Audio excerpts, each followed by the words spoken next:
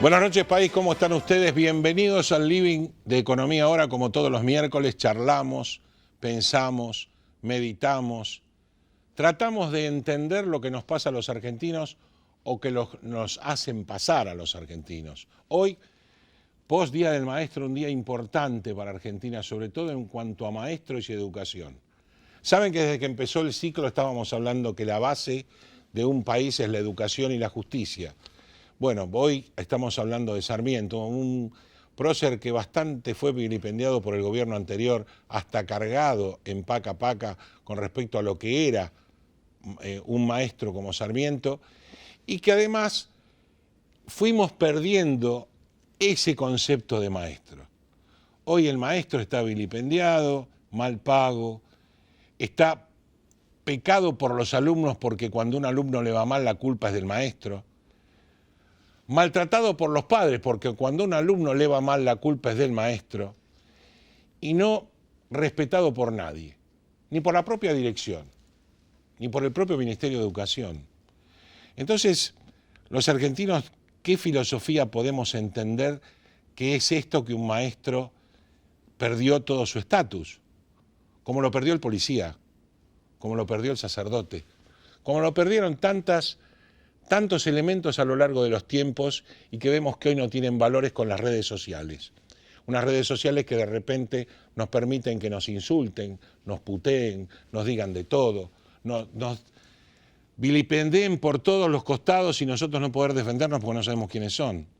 Es muy fácil insultar en el anonimato, ¿no? Lo difícil es dar la cara. Bueno, eso pasa en este país donde la cultura del trabajo se fue perdiendo. Los derechos de los piqueteros son mucho mejores que los que tienen que circular. Los que no pueden llegar a trabajar por esos cortes no tienen obligación a quejarse. Y un gobierno que está expectante. Yo, como decía la frase, yo argentino. También por otro lado nos están guiando con respecto a la justicia de lo que pasa.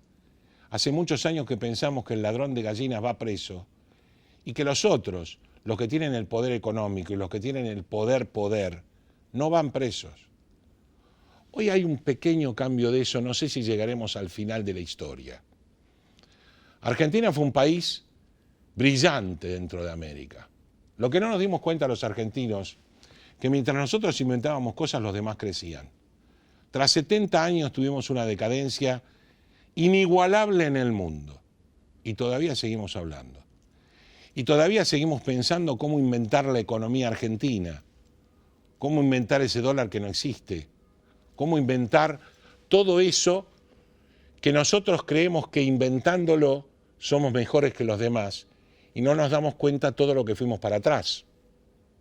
También estamos peleando permanentemente por el poder, un poder que el gobierno no sabe mantener, la oposición, como dicen todos mis colegas, cuando huele sangre son tiburones que se aprestan a comerse a la presa, y mientras tanto nosotros estamos viendo en este vaivén de cosas cómo llegamos a fin de mes.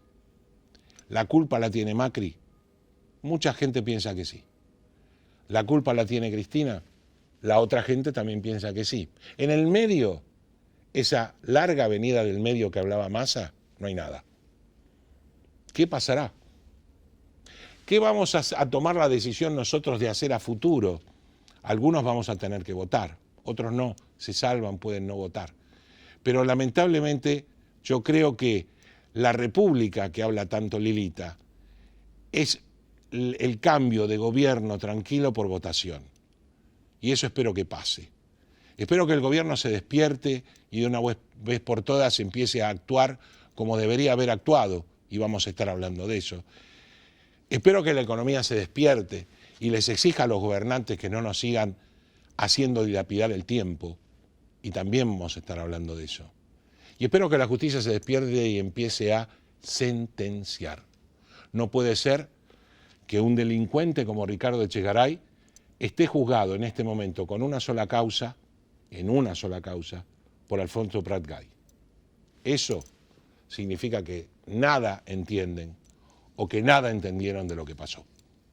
Bueno, los invito a que veamos este programa y charlemos de varios temas. En lo económico vamos a estar hablando con Orlando Ferreres, en lo político vamos a estar hablando con Carlos Brown, y en lo, si queremos legal, porque es abogada de Lilita, vamos a estar hablando con Mónica Frade de lo que pasó allá por el 2008 con Lilita y de lo que pasa hoy, en la justicia. Por supuesto, hoy tenemos la ausencia del doctor Peña, pero a ustedes la ausencia de ustedes no está nunca. Así que después de los auspicios y los que nos ayudan a estar juntos todas las semanas, venimos de lleno con los invitados. Gracias.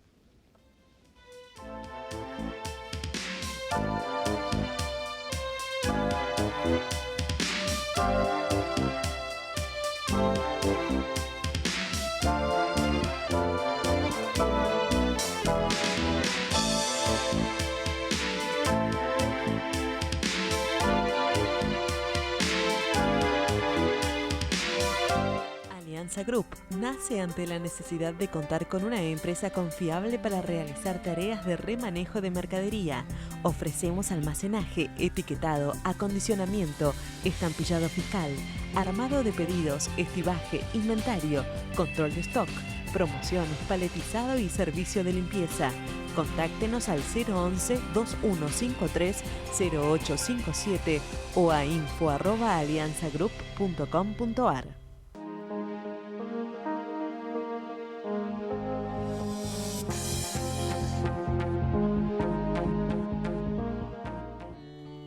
Relevamientos y auditorías fiscales Sociedad Anónima.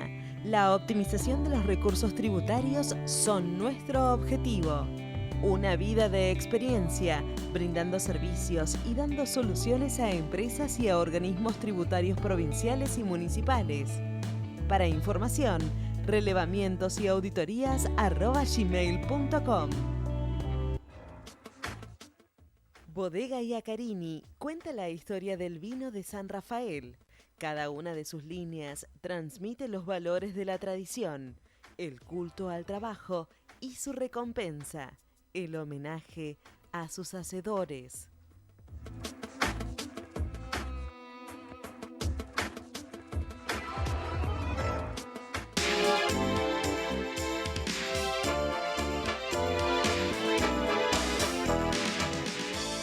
Bueno, primer bloque del programa, se los prometí, y aquí lo tenemos, Orlando Ferreres, titular de su consultora. Gracias por estar con nosotros, Orlando. ¿Qué tal? Muchas gracias. Después de mucho tiempo podemos charlar de el tema económico que es el del día y que vos lo interpretás de una manera muy particular.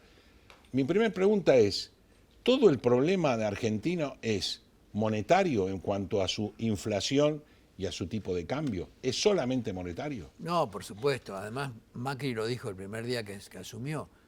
Entre otros objetivos tenía 3, pero el principal en materia económica era: voy a bajar la pobreza a cifra casi 0. Sí. Entonces su objetivo es básicamente ese, llegar con la pobreza a casi 0, para lo cual tiene que adaptar todas las variables instrumentales, como el tipo de cambio, la tasa de interés, las inversiones. Pero fuimos para un camino distinto. Bueno, por lo menos hasta ahora. Hasta ahora bajó un poco la pobreza, pero ahora va a volver a subir. Claro. Vamos a quedar como al principio. Exacto. Pero él tiene ese objetivo y tiene que recuperar ese objetivo, no lo puede olvidar. Porque si él no consigue bajar la pobreza, es que no hizo nada. Claro. Entonces, básicamente nosotros la juzgamos por la pobreza que tiene. Si la pobreza no disminuyó, todo lo que hizo fue perder el tiempo. Sí, fue un interregno perdido. Entonces, bueno, ahora estamos en una etapa nueva que vino después de 2 años y medio de estar más o menos tranquilo, con un tipo de cambio muy bajo. Ahora tuvo que poner el tipo de cambio que correspondía. Sí. Que es el de la paridad teórica de equilibrio, es decir, en función de lo que se calcula un año base, ponerle 2008, con respecto a la inflación argentina, menos la de otros países. En el caso del dólar, tomamos la de Estados Unidos. Y eso da 36.9 para el mes de agosto. Ajá.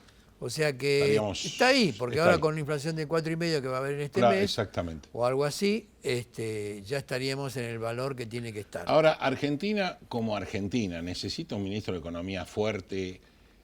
Hablo de Cavallo, un Cavallo o algo así, ¿o está bien que el ministro de Economía funcione como en los últimos tiempos, tanto este gobierno como el anterior, que era el presidente? Bueno, yo diría que es mejor tener un ministro de Economía, porque en el caso de Cavallo se le asigna a él los errores, pero en el caso actual, lo que pasó hasta ahora, se le asigna a Macri. Entonces no es conveniente que Macri sufra tener que hablar a la mañana temprano y que después pase cualquier cosa en ese mismo día. Me parece que ahí tendría que haber hablado el ministro de Economía o el que corresponda. En ese momento teníamos 10 ministros de Economía. Tal es así que, por lo que yo sé, el fondo le dijo, yo no puedo hablar con 10 personas, tengo que hablar con una. Claro. ¿Con quién hablo? Bueno, habla con Duhovne. Entonces Duhovne quedó como coordinador. Ahora pasó a ministro de Economía, antes era de Hacienda. Así es. Después pasó a Hacienda y Finanzas y ahora fue de Economía con el nuevo cambio. La mala comunicación que tiene el gobierno con la sociedad influye también dentro de esta, ¿cómo decir?, incertidumbre que está viviendo la sociedad y que trae mayor problema aún al gobierno. Y bueno, la comunicación es floja, porque primero eran muchos ministros, 20, 22 contando a los otros que eran secretarios, pero casi que eran como un ministro.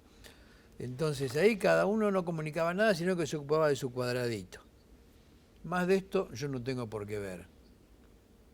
Los de Hacienda querían cumplir con el fondo, los de Finanzas querían cumplir con los bancos, y cada uno con su tema. Entonces eso no es ser un ministro de Economía, porque el ministro de Economía tiene que ver todo lo que está pasando, porque aún en la educación hay un problema económico, muchas veces. Claro. Entonces tiene que ocuparse el ministro de Economía de los distintos problemas económicos, y tiene que ser un viceministro del país, un vicepresidente, pero ejecutivo, o sea que resuelve muchos problemas. Esto ahora no está ocurriendo. Cuando yo estuve de viceministro de Economía, resolvía muchos problemas. Murió el ministro y yo me hice cargo. Así es. Después vino otro, ¿no? Que era un ministro bastante duro, pero era otra época. La época de actual no es para un tipo como Rapalli. Tiene que ser más flexible, tiene que estar enterado, bueno, varias cosas.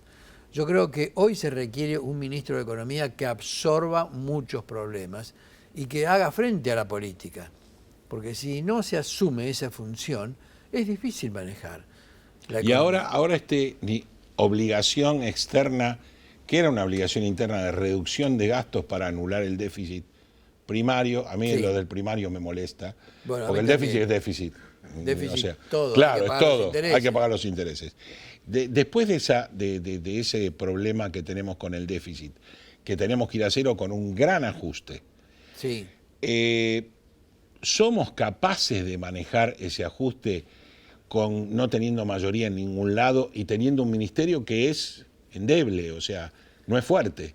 Bueno, no es tan débil porque con todos los que figuraron que les habían ofrecido no pasó nada finalmente. O sea que él... En este recambio último. En el último recambio como que triunfó. Y esa es una estrategia que tiene Macri, no cambiar mayormente. Puede cambiar un ministro alguna vez, alguna cosa así, pero no es de cambiar todos los que están ahí como aparecía. Me parece que si bien alguien le habrá ofrecido a estos 4 que figuraron en algunos diarios, Sí. yo creo que no estaba confirmado y si bien se anunció como que era un hecho, no pasó. Entonces el actual ministro de Economía, Duhovne, adquirió poder, encima fue a negociar con el fondo y hizo una estrategia de ir a déficit primario de cero. Sé que no te gusta, pero es lo que dicen. Entonces va a faltar dinero para pagar los intereses, pero eso es más manejable. Es posible renovar y se puede llegar a superar. Ahora, el tipo de cambio... No nos olvidemos que la mitad del ajuste lo hizo el tipo de cambio. El tipo de cambio aumentó 130% respecto al mismo día del año pasado, de agosto. Y volvimos a poner retenciones, con lo cual Sí. volvimos a poner retenciones a la minería, que me pareció que nunca se debería haber quitado, pero digamos Pero volvemos. bueno, fue un Em- criterio que se siguió para ver si se desarrollaba o no la minería. Como acá no se había desarrollado No. y en Chile sí, dijeron, bueno, vamos a darte una estabilidad impositiva por 30 años. Después de ahí ya no. Entonces, bueno, eso dio como resultado una inversión grande de la minería. Ahora, el agro, por ejemplo, la soja, que tuvo una caída de la producción de 37%, creo, obviamente no podía pagar 10%. Por eso que se le bajó el impuesto, como hubiera correspondido, y después se subió los 4 pesos. Pero no tuvo un gran cambio. En cambio, en los demás sectores sí tuvieron No, pero era un cambio en fuerte. los ingresos.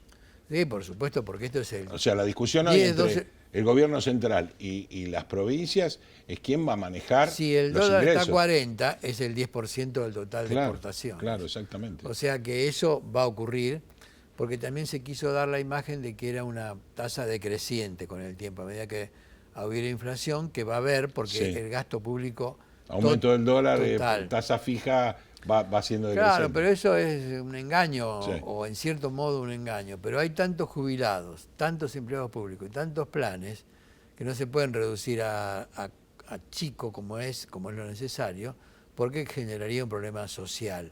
Yo estoy de acuerdo con eso, pero hay que aceptar que va a haber una inflación importante.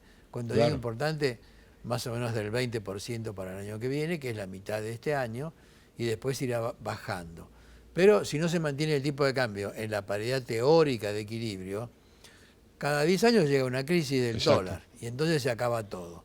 Bueno, mejor es no tener ninguna crisis y superar ese problema para siempre, no por una vez, para siempre. Y por eso que los políticos tienen que aprender a ser duros con la gente, porque eso es lo que hemos fallado. El político siempre, bueno, vamos a ver, yo en mi provincia no, lo hago para las demás provincias. No, eso no va más. Sí, todos están de acuerdo, pero conmigo no.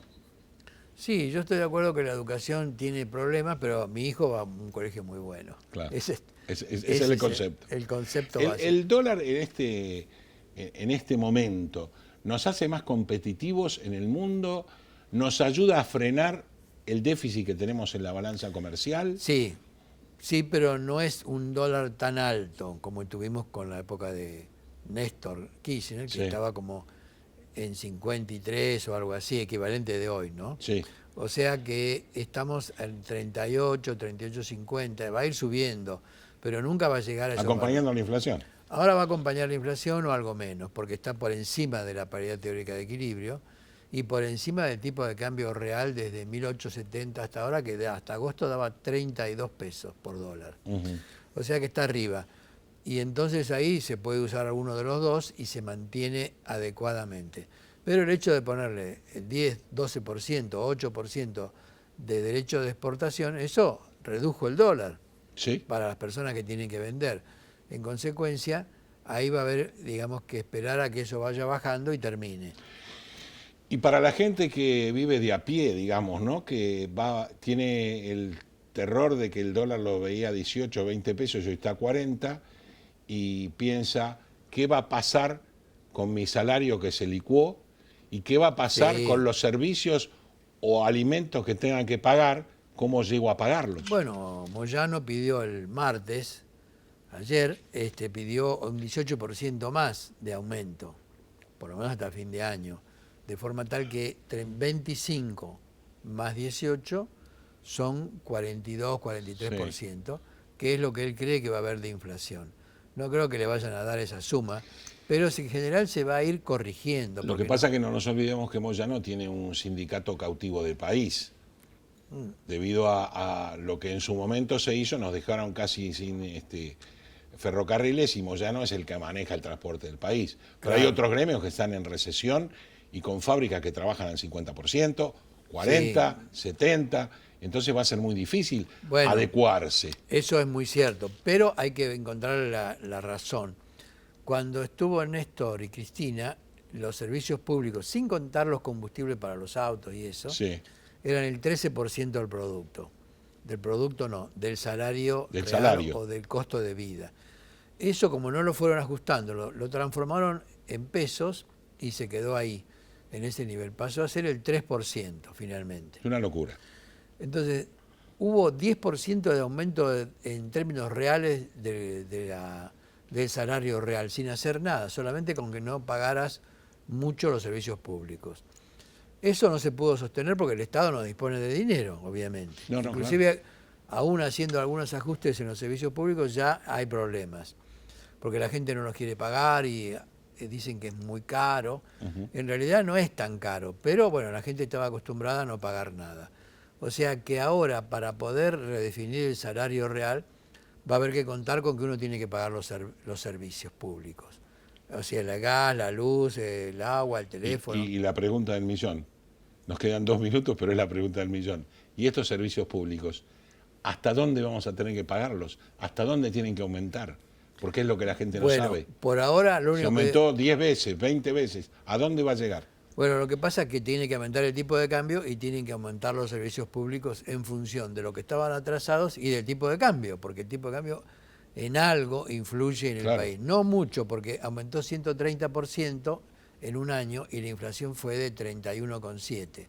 O sea que no es todo se traslada y ese tipo de cosas que hemos escuchado, pero más ahora va a haber 4,5%, a lo mejor en este mes 5 o 4, no sé, pero está alrededor de 4,5%.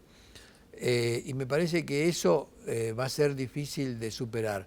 Va a haber que resistir esa gran inflación que tenemos. Pero yo creo que cuando lleguemos al 12-13% de todos los servicios públicos, sin incluir combustible, en respecto al costo de vida, ahí se va a parar. Ya inclusive lo sacaron a Aranguren, que no sabe por qué lo sacaron, él no sabe, pero porque querían cumplir con lo que decía, aumentar mucho. Porque fue el único que cumplió con lo que dijeron que iban a cumplir. Pero eso le trajo problemas en todos los gerentes generales o CEOs del mundo, porque dicen, teníamos a este que cumplía, ahora tenemos un tipo que nos vino a explicar que él, bueno, va a ver y qué sé yo, entonces no les gustó y llamó la atención. Así que yo creo que estamos bien, necesitamos tener buena gente en los ministerios, pero hay que superar los problemas que hay, ¿no? Que no son fáciles.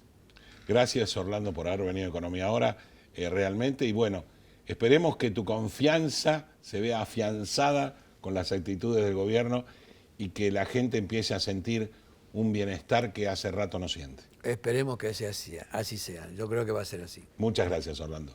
Hacemos apenas una pausita y venimos a hablar de política con Carlos Brown.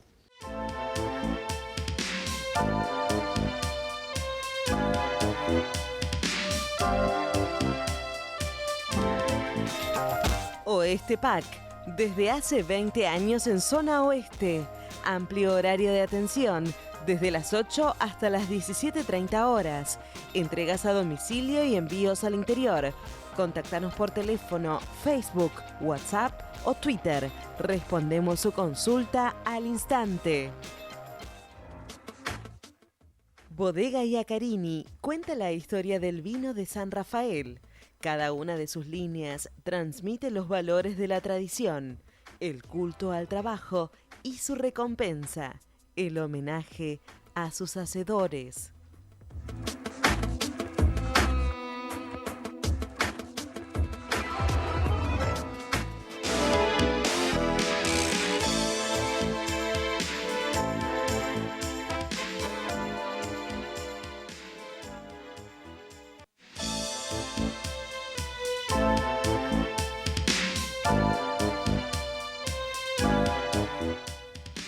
Bueno, lo dije, estamos con Carlos Brown, ex intendente de San Martín. Gracias por estar en Economía Ahora.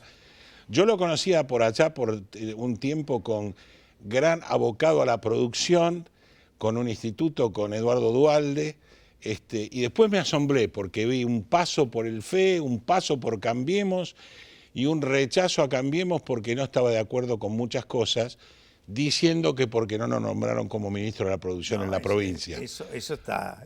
Ahora dígame la verdad.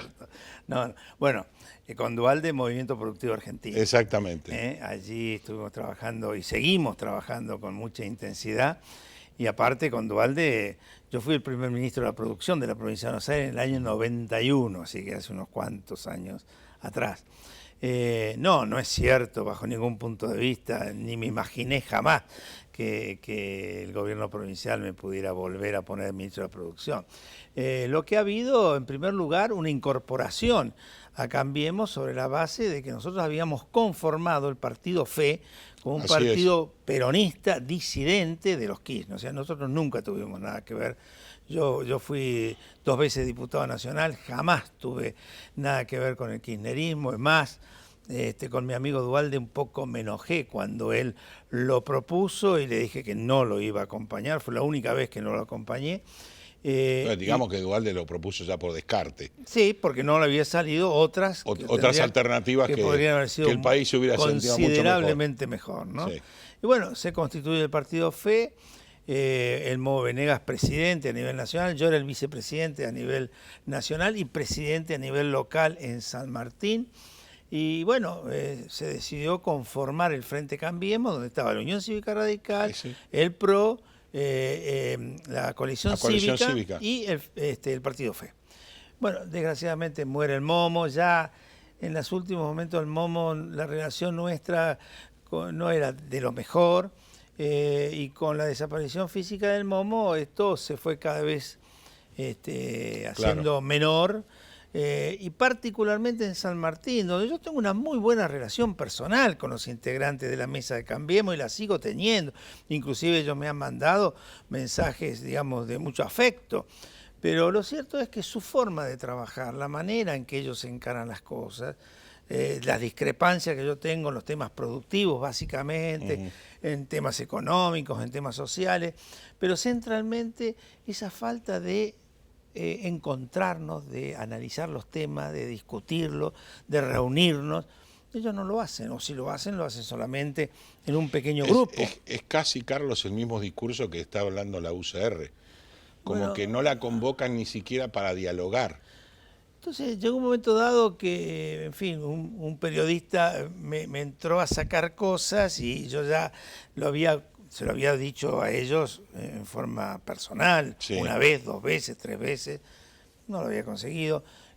Había dejado algunas declaraciones manifestando mi disconformidad y tampoco había conseguido nada, así que decidí directamente enrolarme en lo que yo hoy considero que es la posibilidad de una alternativa, que es el peronismo federal. Yo estoy convencido que hacia el año próximo va a haber mínimamente 3 escenarios políticos o 3 participaciones políticas. La de Cambiemos, la de el kirchnerismo a través de su partido, lo que ellos determinen, y el peronismo federal. Y yo me siento encolumnado allí en un colectivo que hoy integran un Roberto Labaña, un Pichetto, un Uñac, un Schiaretti, un Perotti, un Uturbey, y yo allí me siento cómodo porque creo que nada que ver con el kirchnerismo, por lo menos sobre todo en las cosas tremendas que hoy se están diciendo y descubriendo. Y bueno, aparece la posibilidad de un peronismo que se dijeron muchos años. El problema es descubrir lo que ha pasado. Sí, ¿no? Muchos lo sabíamos y lo decíamos. Yo, por ejemplo, en mis años de diputado nacional trabajé dentro de lo que yo era mi bloque, que era el bloque del partido FE, pero trabajé muchísimo con el PRO y con la Unión Cívica Radical, y constituimos lo que era la información de las encuestas vinculadas con el costo de vida, el IPC Congreso, eso lo hacíamos todos los meses. Teníamos y tenemos una buena relación, pero unas diferencias políticas importantes. Vas encarado hacia el peronismo federal, que me parece coherente. ¿Cómo ves un liderazgo en ese peronismo? Porque el problema que está viendo la sociedad es que el kirchnerismo tiene su líder natural y atrás del líder no hay nadie. La verdad es eso. Cambiemos, se abroqueló en el PRO, mucho en el PRO, a pesar de que tiene la llegada nacional gracias a la UCR. Así es. Y tiene hoy la discusión de su liderazgo, ¿no? Porque qué va a pasar en el año que viene en función de los vaivenes que está viendo la imagen del presidente. Pero el peronismo federal tiene un montón de imágenes, pero no hay nadie que esté sobresaliendo. Y esa es la tarea. Esa es la tarea que hay por delante. Allí el que la está impulsando con mayor énfasis por allí es Pichetto, en función de ser el presidente del bloque y el hombre que el más exposición pública tiene. Exposición pública, al mismo tiempo el que expresa el pensamiento de los gobernadores peronistas que están dentro de este colectivo, como nosotros le decimos. Hay una figura que hoy por hoy en las encuestas que se hacen es muy buena su posición, inmejorable yo diría, que es la de Roberto Labaña, pero todavía él no ha tomado una definición al respecto y nosotros somos bastante cuidadosos en ese sentido. ¿Roberto Labaña como presidente? Bueno, esta sería nuestro interés que fuera así y creemos que sería un gran candidato. Lo que pasa es que tenemos que ser respetuosos de sus tiempos, del análisis político que él seguramente está haciendo y la discusión que eventualmente se puede llegar a generar. Pero la sensación que tenemos es que dentro de ese conjunto de personalidades que te he mencionado, Roberto Labaña es hoy una persona muy reconocida y más en estos tiempos de la economía, una economía ¿Y cómo compleja. Quedaría Massa? Bueno, Massa habrá que ver. Yo no lo he mencionado expresamente en ese colectivo porque todavía no estaría muy definido su eventual participación. A mí no me parecería mal, pero bueno, será un tema de él porque, a lo mejor Massa tendría que tener más en cuenta su edad, ¿no? Y creo que su edad le permite un hándicap que muchos no tienen. Caso de Massa, caso de Urtubey mismo. Y el caso, concretamente, Massa tiene el hándicap de la edad y él podría perfectamente tener una incursión victoriosa, a lo mejor, en Provincia de Buenos Aires, que después lo potencie para un ámbito nacional. Pero son decisiones que se van tomando de acuerdo a las circunstancias, de acuerdo a las personas. Vos que estás muy arraigado en la Provincia de Buenos Aires, ¿cómo ves el gobierno de María Eugenia Vidal con respecto a, primero, lo que tuvo que encarar, que calculo que no se lo esperaba, porque creo que los argentinos no esperábamos que Vidal fuera la gobernadora? Y por otro lado, después, cómo llega encaramada dentro de Cambiemos la imagen de Vidal. Mira, es una buena gobernadora, es una persona muy respetada y en ese sentido, consideración hacia ella. Ahora, si vos me preguntás a mí qué cosas ella debería haber puesto mayor énfasis, y yo te digo que lo tendría que haber hecho en la temática productiva. La provincia de Buenos Aires es la clave de la producción en la República Argentina. Desde el punto de vista industrial, desde el punto de vista comercial, desde el punto de vista del sector agropecuario, del sector minero inclusive, es lo más importante. De la pesca, absolutamente de todo. Y me parece que sin perjuicio que el cono urbano bonaerense manda con sus problemáticas sociales, hay cosas que se pueden hacer en paralelo. Vos podés tener una clara definición y preocupación con los temas sociales, pero no podés dejar de tener una profunda vinculación con los temas productivos, porque la realidad te dice de que toda la gente que tiene problemas desde el punto de vista social, su única salida es la capacitación, la formación, la educación y la actividad productiva. No hay otra salida, porque si no lo que vamos a lograr es que esto se siga en el tiempo y en el tiempo.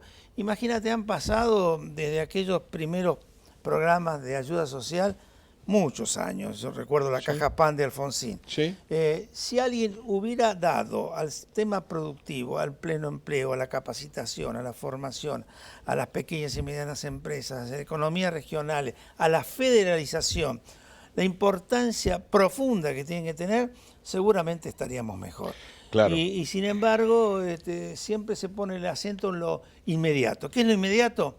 El reclamo social. La necesidad social. Y está bien que se haga, yo no voy a, pero a discutirlo. Vos lo que estás planteando y que es lo que la mayoría de la gente se está planteando ya, es que la óptica hacia futuro es la anulación del plan social por el trabajo. Pero lógico. Que es la dignidad de la persona. Pero por favor, no hay alternativa. Pero no puede ser tampoco un país que cada día, primero o 5 de mes, esté haciendo 17 millones de cheques. Pero vos sabés que hay mínimo 3 generaciones Así es. que no conocen la cultura del trabajo. ¿no? Y que cada vez reclaman más y cada vez lo que se le da les sirve menos. Exacto. ¿No? Y entonces la insatisfacción cada vez es mayor. Claro, claro, exactamente. Y eso es un círculo vicioso de insatisfacción. Pero absolutamente. Gracias, Carlos, por haber estado en Economía Ahora. Bueno, me alegro. Todo el recorrido que hemos hecho de tu vida, que es productiva. Siempre dentro del peronismo, siempre dentro del peronismo, y esperemos siempre, que el peronismo se agrupe nuevamente para hacer un partido con representación, y que cambiemos también ese otro partido con representación para poder luchar normalmente como debe ser en la votación de una república. Gracias. Gracias por haber venido a Economía Ahora. Hacemos apenas una pausa, apenas, y venimos a hablar de justicia.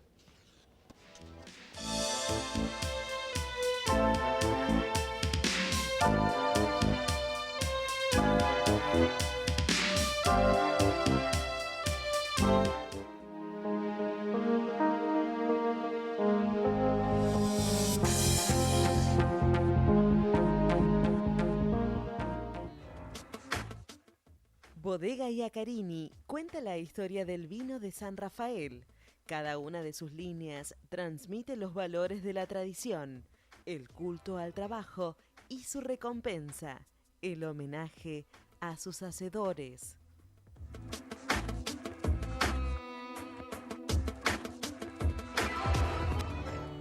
Relevamientos y auditorías fiscales Sociedad Anónima. La optimización de los recursos tributarios son nuestro objetivo. Una vida de experiencia, brindando servicios y dando soluciones a empresas y a organismos tributarios provinciales y municipales. Para información, relevamientosauditorías@gmail.com.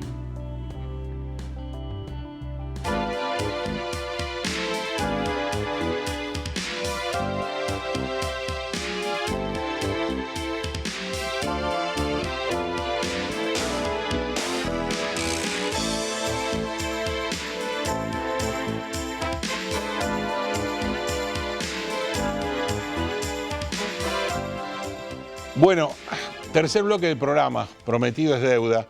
Si bien no vamos a estar hablando con un juez, vamos a estar hablando con una abogada conocida por ustedes, Mónica Frade, abogada de Lilita Carrió, con el Partido Sur de Pino Solanas, que por ahí empezaste, ¿no? No. Bueno, calculo que antes, pero empecé en con la salida. el profesor Alfredo Bravo. Mi militancia fue siempre socialista, sí, así que no. fue un maestro para mí. Excelente, fue un maestro, excelente profesor. Fue un sí, maestro no. que además nos hizo escuela. Sí, señor, sí, señor. Hizo escuela de política de verdad. Lindo recuerdo, Alfredo. Sí, la verdad lindo que sí. recuerdo. Verdad bueno, que ahora encarémonos en el tema justicia y lo que está pasando, que allá por hace tiempo Lilita empezaba los gritos de muchas cosas y decíamos que era una desequilibrada. Y después, a lo largo de los tiempos, por no haberle dado pelota, digamos así, empezamos a analizar que todo lo que decía con respecto a ese tema era totalmente cierto y que hasta se había quedado corta.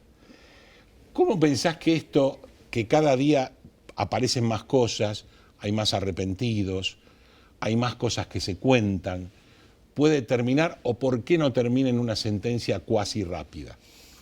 Bueno, la justicia en nuestro país no está estructurada para que los procesos sean rápidos. El tema de la justicia es en sí mismo un problema y en sí mismo un obstáculo. Yo en estos días expresé más de una vez que lamentaba mucho que el avance del conocimiento de todos estos temas de corrupción no haya venido de la mano de la justicia, sino por azar de la mano de un cuaderno. Porque eso también nos está marcando cuál es el estado de la justicia y cómo todo depende el periodismo de investigación, del azar. el azar. Bueno, entonces, estos días lo único que me pasó es que vinimos a confirmar lo que efectivamente, como vos decís, la doctora Carrió está denunciando del año 2004 en absoluta soledad, porque, digamos, estos últimos años hubo otros políticos que, bueno, se sumaron al tema corrupción, pero la verdad es que ella los enfrentó cuando el matrimonio presidencial era verdaderamente fuerte. Era fuerte. Y además era intocable y además ella estaba hablando de temas que no se conocían. De modo que estos días la confirmación de todo eso no nos pone contentos, nos deja un poco satisfechos por el trabajo cumplido, porque si esos cuadernos aparecían, pero estas causas no estaban avanzadas, esos cuadernos empezábamos recién ahora con los cuadernos. Sí. De modo que para nosotros esto fue bueno.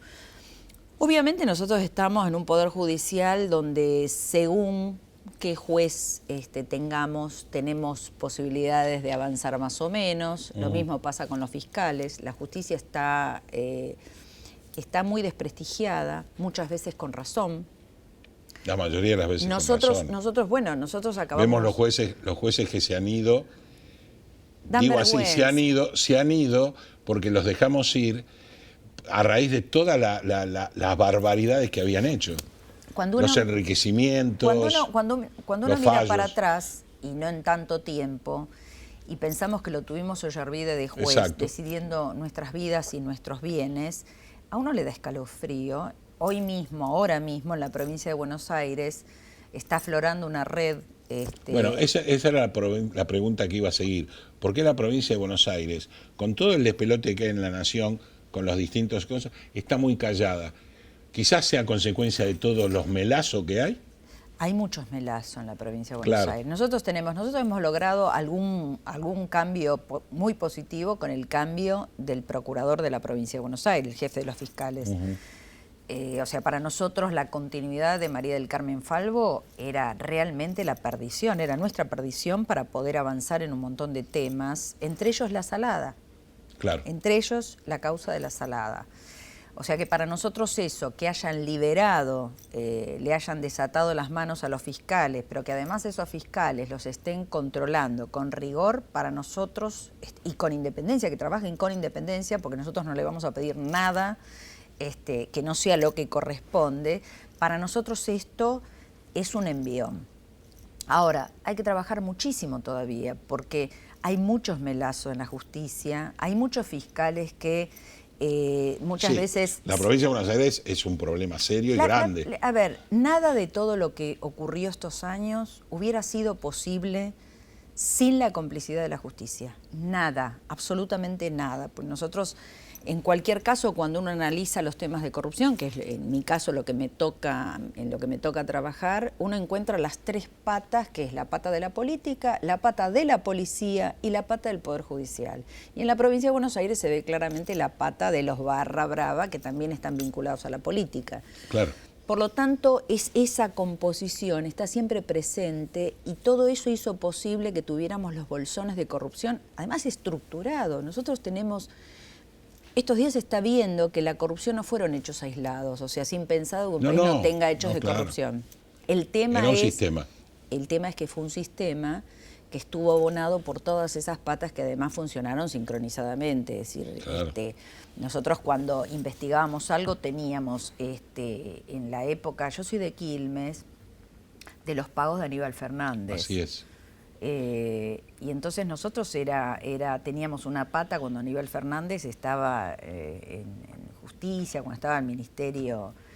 Nosotros teníamos una pata, donde íbamos nos encontrábamos con alguien de él, que le respondía a él. Por lo tanto era muy difícil avanzar en investigación, era realmente tortuoso. Por lo tanto ahora para nosotros se abrió un momento donde la justicia no tiene... realmente no la vemos interferida por el poder político, y si lo viéramos lo estaríamos denunciando, porque pero tampoco tiene el empuje que debería tener. No, la justicia de por sí no tiene ningún empuje, salvo contadas excepciones. Y nosotros miramos a Comodoro Pi, que es lo que la gente comúnmente ve. Claro. Pero lo que no es Comodoro Pi anda peor todavía, claro. Porque no tiene el ojo de nadie. Entonces, cuando uno analiza cuáles son los porcentajes... Bueno, de ahí la sorpresa cuando vemos un caso Melazo, que claro, no estaba en los ojos de nadie. De repente hay jueces de Comodoro Pi que están mucho más en la picota. Eso es lo que les ha dado más impunidad, porque no los ha mirado nadie.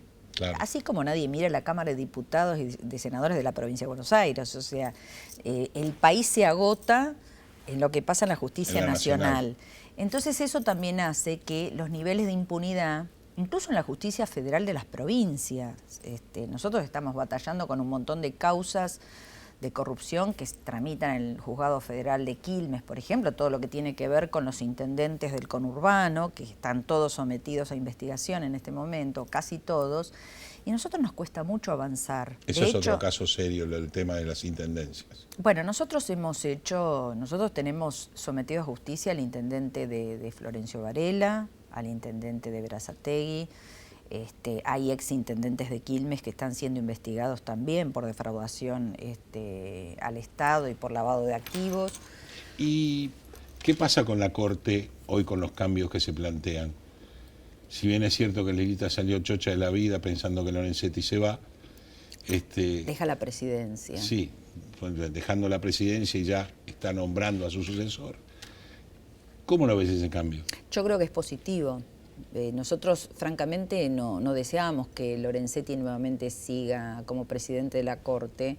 De hecho, el lunes pasado, nosotros radicamos una denuncia más que tiene que ver, que es una denuncia francamente escandalosa y que no ha tenido repercusión, que tiene que ver con la morgue, lo que está pasando en la morgue de la Nación.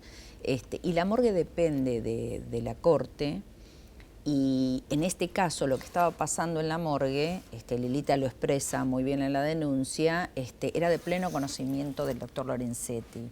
O sea que Lilita, en realidad, hace muchos años que viene hablando del doctor Lorenzetti, pero con elementos, con fundamentos que son parte de investigaciones que están en curso, que por supuesto, imagínense lo difícil que es investigar a un presidente de la Corte o pretender que la justicia esta de la que estamos hablando investigue al presidente de la Corte. Lo nuestro es casi suicida. O sea, es un desafío, pero para nosotros la justicia tiene que llegar y tiene que ser más rigurosa todavía con aquellos que están al frente, que son la cara misma de la justicia. Claro, pero es como que parte de la justicia no funciona. O sea, la que te debería juzgar a la parte de la justicia que no funciona, es la que no funciona. Bueno, nosotros tenemos un Consejo de la Magistratura que es el que muchas veces ha impedido que se sanee la justicia, y ahí está la mano de la política. O sea, la política no ha sido inocente y ha sido precisamente el artífice de todo esto. Hubo una sociedad durante muchos años entre la política y la justicia. Esa sociedad es lo que hay que romper. Por eso todo el tiempo denunciamos los operadores de la justicia, y la doctora Carrió no deja de denunciar nunca a Angelici como un operador de la justicia, aunque sea parte de Cambiemos. Para nosotros lo que está mal está mal. Y en ese sentido nos parece que nosotros tenemos que apuntar, por bien de todos, a que la política no se meta más en la justicia. Claro. Porque hoy, digamos, no importa quién sea el presidente o la presidente, no importa. Entonces, yo creo que eso debería ser un objetivo de máxima que nos tendríamos que plantear. Yo creo que los argentinos hoy tendríamos que ponernos de acuerdo en 2 o 3 cosas básicas, en que robar no se puede, porque parece que hoy incluso está en discusión eso. Sí, obviamente, porque la sociedad no encuentra ningún mea culpa de nada. O sea, es como que todo estuvo maravillosamente porque el otro roba. Entonces, yo no digo que no robé. Yo digo que como el otro roba, está justificado que yo robe. El deterioro que tenemos como sociedad es tremendo. Como sociedad todos, es una responsabilidad colectiva. Sí, señor. Y el tema de las omisiones y los permisos que nosotros hemos dado a la política y a la justicia, a ver, cuando uno propone, digamos, los abogados somos los controladores naturales de la justicia. Ahora, cuando uno pretende que un abogado plantee las cosas que tiene que plantar cuando la justicia anda bien, no lo hace. No lo hace. Hay un concepto muy miserable en el mirar cuál puede ser la consecuencia propia de esto. Claro. Entonces, es toda una cadena donde todos hemos tenido parte, digamos, en cómo estamos. El tema es saber si podemos salir a partir de cambiar este tipo de comportamientos. ¿Y vos qué opinás? ¿Que va a ser posible el cambio? Si bien ningún cambio es rápido, o sea, nosotros pretendemos que todo sea nuevo y sano, y venimos, no sé, de un basural, no podemos estar en un country de última generación, es obvio. El tiempo requiere un tiempo de desarrollo, todo. La justicia es un tiempo, la política es otro tiempo, la sociedad es otro tiempo. Vamos en ese camino. Yo creo que hay que trabajar como si el cambio fuera algo que va a venir. O sea, pensando que vamos a lograr el cambio. Pero no dependemos también de los propios integrantes de la justicia, de los propios abogados, de la sociedad, de que empecemos a decir, no es un gobierno de mañana. El deterioro de Argentina lleva 70 años. Sí, bueno, no podemos esperar 70 años más. No. Digamos, empecemos, pero planteemos que tenemos que desarrollarnos en 20. No, lo que pasa es que también es cierto que acá, si bien los cambios hace 70 años que se dan, en la última década el cambio cultural que hubo fue fenomenal. Sí. Entonces a mí me parece que se puede cambiar la economía. Conceptual fue, que ese es el problema. Se puede cambiar rápido, a lo mejor, o más rápido la economía, se puede cambiar a lo mejor lo social, los reclamos, pero es más complicado cambiar lo cultural. Eso lleva más tiempo. Porque tiene que ver desde cuando los niños son pequeños. Lo que vamos sembrando en ese chico. Yo creo que hay que cambiar algunas concepciones. Sí, yo soy optimista, si no, no haría lo que hago, por supuesto, pero que nos va a costar y que requiere el esfuerzo de todos, absolutamente de todos, cada uno lo que hace. Y la justicia es central. El tema de la justicia es central. Y en la justicia los cambios son más resistentes. Son cuerpos... Por corporativismo. Son cuerpos corporativos, donde cualquier cambio lo viven como un ataque. Son familias, verdaderamente familias. Son familias donde además se cubren muchas cosas, y aquel juez o fiscal, hay muchos que son honorables, pero son hombres y mujeres que la están pasando mal por haberse enfrentado al propio cuerpo, que tienen pedidos de juicio político, que tienen sumarios, que tienen por el solo hecho de haber enfrentado a la propia corporación. A la propia corporación. Entonces, muchas veces uno se encuentra con que personas que son honorables están pasando eso y no obstante en soledad siguen adelante. Entonces hay conatos de cambio en todos lados, pero bueno, requiere mucho más esfuerzo y que sean más generalizados.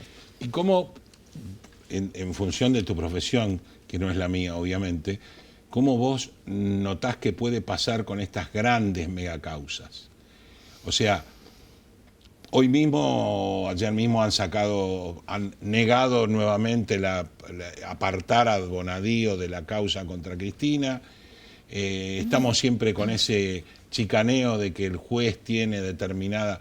Sabemos que todos los jueces estuvieron en la servilleta, así que mucha novedad no vamos a tener. No nos van a vender nada nuevo, pero sí podemos pensar que el juez en este momento va a empezar a actuar como corresponde.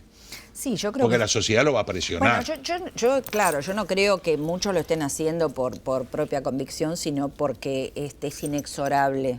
El conocimiento de lo que está pasando los arrolla. Entonces creo que no pueden hacer otra cosa que la que están haciendo. Luego el tema de las chicanas es esperable, es absolutamente esperable. Nosotros tenemos muchas instancias judiciales de apelaciones y demás que las van a usar permanentemente y van a volver sobre ellas para que las causas no terminen nunca. Van a terminar así como terminó la de Vudú y es próxima el inicio del juicio oral que va a tener Echegaray, que es el gran líbero. Es el gran líbero. Y todos los jefes de gabinete. Bueno. Porque todos, ahora nadie vio pasar valijas. No, nadie vio nada. Bueno, miren, recién yo nombraba a uno que estuvo pero en todas. Todos. Que estuvo en todas. Por eso hablamos todos. Y que todo lo roza, pero nunca lo llega a tocar. Nunca lo llega a tocar. Ahora, los jefes de gabinete, sí, inexorablemente van a... Pero además hay un montón de causas que están en trámite, que no se conocen, que conectan con estas, o sea, lo que está pasando en la causa que lleva Bonadío de los cuadernos conecta con un montón que nosotros tenemos en trámite y que... Bueno, gracias Mónica por haber venido a Economía Ahora, gracias por aclararnos todo lo que no sabemos el vulgo, y bueno, para ustedes fue una semana más. Esperamos que haberlos ilustrado lo suficiente de los temas de los que hablamos, y esperamos como Mónica y como yo que el cambio llegue muy, muy pronto. Y si no es pronto, que sí sea duradero. Eso es lo más importante. Gracias, Antonella, por el recuerdo de mi cumpleaños y un fuerte beso a mi nieto que cumple hoy 1 año. Chao.